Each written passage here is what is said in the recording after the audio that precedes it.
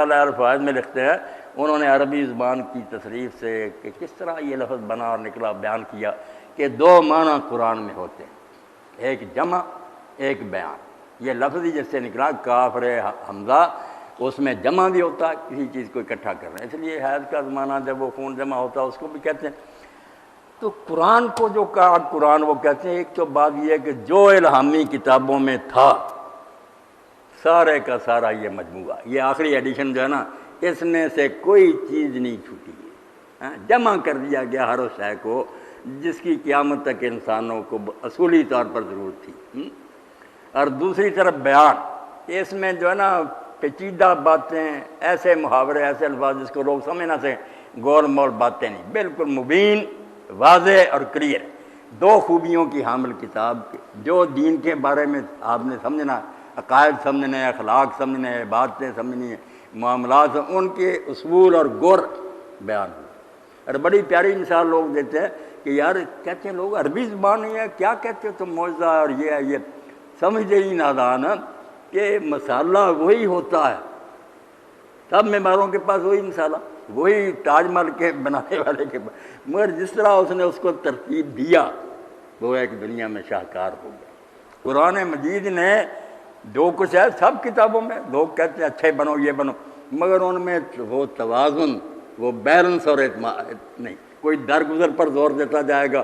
بے انتقام کا بھی ایک مقام ہے، بدلہ دینا پڑتا، سزا دینی پڑتی ظالموں۔ کوئی یہی کہتے رہیں گے کہ بس لٹا دو سب کچھ، اپنے بال بچے کو بھوکا مارنا۔ کوئی یہ کہے گا کہ بس عبادت میں لگ جاؤ، رہبانیت، دنیا کا سارا نظام تباہ ہو جائے گا۔ تو نسخہ وہی ہے، ترتیب جو ہے نا، چیزیں وہی ہیں، مگر ان کو جس طرح جوڑا گیا۔ کسی معاملہ میں بھی قُلْ أَمَرَ رَبِّي بِالْقِسْطِ، اللہ کہتا میرے رب، کہہ دے رسولہ کہ میرے رب نے مجھے کس کا حکم دیا، بالکل جیسے ترازو کے درمیان میں سوئی ہوتی نا، کہ بالکل پلڑے برابر عدل۔ ہر معاملے میں توحید میں دیکھیں، نبوت پر دیکھیں، آخرت پر دیکھیں، کوئی مذہب ادھر کچھ نکل گیا ہے افراد کی طرف، کوئی تفریق کی، مگر یہاں بالکل نقطہ اتحاد، صحیح درمیان کی بات۔ کہیں پیغمبر زنا کرتے ہیں، شرابیں پیتے ہیں، بیٹیوں سے بدکاریاں کرتے ہیں، توبہ، کہیں وہ خدا ہیں اور اس کے اوتار ہیں، نہیں، یہاں درمیان کی بات ہے کہ بشر ہیں، اعلیٰ ترین بشر ہیں، نمونے کے انسان۔ اس لیے اللہ رب العالمین فرماتا ہے قرآن اتارا ہے، عام چیز نہیں اتاری، ہم ہی نے اتارا ہے اور تجھ جیسے عظیم انسان پر اتارا ہے، قرآن اتارا ہے تنزیلا، اور بڑے اہتمام کے ساتھ، بڑی حفاظت کے ساتھ۔ جو حفاظت کی ہے سورہ جن میں آتا ہے کہ جب فرشتہ چلتا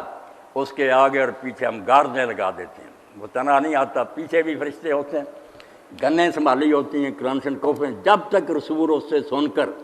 لوگوں تک نہیں پہنچا دیتا وہ پیرا نہیں ہٹتا، کسی شیطان کو قریب نہیں آنے دیا جاتا تاکہ اس میں ذرا برابر ملاوٹ نہ ہو۔ یہ سرکاری خزانہ لٹ گیا تو رعایا تو تباہ ہو جائے گی، اس میں رد و بدل ذرا برابر ہو گیا، ساری امت گمراہ۔ تو ہم نے اس قرآن کو اتارا، اب ہمیں جو حکم ہوا اللہ کے رسول کو ہوا اس کے تابع ہم بھی ہیں۔ فَاصْبِرْ لِحُکْمِ رَبِّکَ، تیرے رب نے جو تجھے حکم دیا نا اس پر ڈٹا رہے، ساری دنیا مخالفت کرے، لالچ دے، ڈرائے، دو ہی ہے نا عقبات، دو گھاٹیاں جہاں قافلہ لٹتا ہے حق کا، یا طمع یا خوف، کوئی عہدے کا لالچ دے دیتا، کوئی پیسہ دے دیتا، کوئی عورتیں دے دیتا، لوگ دین چھوڑ جاتے، کچھ خوف سے مروب ہو جاتے ہیں، ڈر جاتے ہیں۔ تو فرمایا نہیں، کسی کی فاصبر، ڈٹے رہنا ہے جو کچھ اس قرآن میں بیان ہوا جس کو تم نے سمجھ لیا، اس سے قدم تمہارے ڈگمگانے نہیں چاہیے۔ لحکم رب کا، تیرے رب کا حکم ہے، یہ کسی معمولی کا یہ فرمان نہیں، اس لیے اپنے رب کے حکم پر جمے رہو، پوری استقامت کے ساتھ اس پر ڈٹے رہو۔ اور دوسرا مفہوم اس کا یہ بھی ہے کہ حضرت یونس علیہ السلام جلد باز ہو گئے، سمجھایا قوم کو، نہیں مانے، وہ غصے میں آ کر نکل گیا کہ نہیں مانتے پھر دائیں جہنم میں، مجھے کیا ضرورت، میں کرتا رہوں۔ تو اللہ تعالیٰ ناراض ہو گئے کہ پیغمبر کا کام نہیں کہ وہ اپنا جو مستقر اور اڈا ہے وہ چھوڑ دے اجازت کے بغیر۔ تو حضور کو بھی دوسری جگہ حکم ہوا کہ تم بھی ڈٹے رہو اللہ کا حکم کر۔ تو پھر یہاں انتظار کے معنی میں ایک معنی ہو گیا کہ جو حکم ملے اس پر جمے رہو، دوسرا معنی ہو گیا کہ اپنے رب کے حکم کے انتظار میں صبر کر، جب تک اجازت نہیں آتی ہجرت کی۔ آپ نہ سوچیں جو جی چاہے ہوتا رہے، چھوڑنا نہیں مکہ، ہجرت کی اجازت ملے گی، وَلَا تَكُن كَصَاحِبِ الْحُوتِ، مچھلی والے کی طرح نہ کہنا۔ کتنی نازک ذمہ داری پیغمبر کی، ستا رہے ہیں لوگ، گلے میں ڈالتے ہیں، چادر لپیٹ دیتے ہیں، آنکھیں باہر آ جاتی ہیں، اوجڑیاں لا کر آپ پر ڈال دیتے ہیں سجدے میں، سب برداشت کرتے ہیں، خون بہتے ہیں اللہ کے حکم سے۔ وہ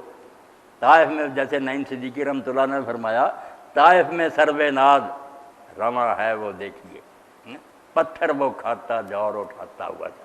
دنیا کا عظیم ترین انسان بغیر کسی لالچ کے اور خلقت کو جنت کی طرف لے جانا چاہتا، مگر سلوک یہ ہو رہا ہے، اس کی زبان پاک پر اشکو الیک، زیادہ سے زیادہ دعا کی جو میرے ساتھ ہو رہا ہے،